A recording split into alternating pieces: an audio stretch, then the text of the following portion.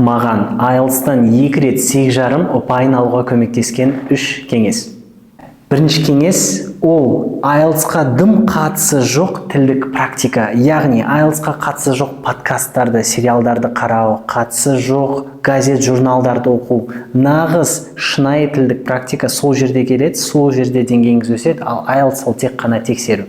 Екінші кеңес әрине сөздік қормен жұмыс. Мен өзім IELTS-қа дайындалған кезде Magoosh Vocabulary for IELTS деген қосымшамен дайындалдым.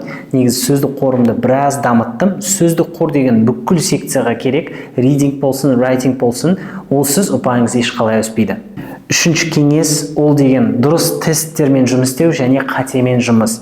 Міндетті түрде әр IELTS-қа дайындалатын адам Cambridge IELTS Practice тестпен дайындалу керек, және ол тесттердің қаймағы тесттің өзінде емес, қатемен жұмыста. Себебі бүкіл жауаптар сол жерде. Мен өзімнің әр қатемді түсінуге тырысатын және тіпті дұрыс жауаптарының себебін анықтауға тырысатын. Ол қатемен жұмыс шынайы емтиханды түсінуіңізді өсіреді.